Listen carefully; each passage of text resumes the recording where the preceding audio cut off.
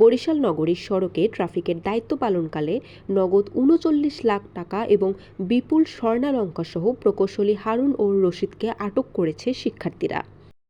ব্যাগটা লক করা ছিল, প্রথমে খুলতে চাইনি, দেন ব্যাগটা খোলার পর ওইখানে আমরা কিছু অর্নামেন্টস পাই, গোল্ড, এবং তার পাশাপাশি আমরা কিছু টাকাও দেখতে পাই এখানে।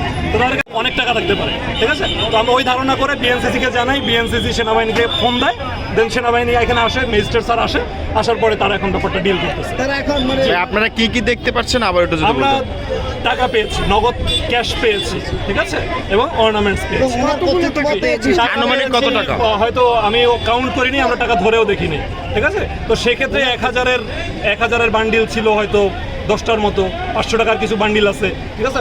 এলোমেলো ভাবে দেখেছি, তো সেক্ষেত্রে আমাদের ধারণা যে আমরা চোখে 18-20 লাখের মতো টাকা দেখেছি। গাড়িটি কোথা থেকে আসছে, কোথায়? গাড়িটি ওনাদের ভাষ্য মতে গাড়ি এসেছে পটুয়াখালী থেকে, ওনারা যাবে কুষ্টিয়ায়। উনি পটুয়াখালীর গণপূর্ত বিভাগের এক্সিয়ান, যার গাড়ি এটা। নাম পাওয়া গেছে, ঠিক আছে, নাম কি জানি বলেছে, হারুনুর রশিদ। জি, হারুনুর রশিদ। আমার দেশের বাড়ি নাকি কুষ্টিয়া। এবং ওনার কথিত মতে বললো যে 20 লাখ টাকার মতো আমার এখানে আছে, কম বেশি হইতে পারে, এটা বললো। আমি ইঞ্জিনিয়ার।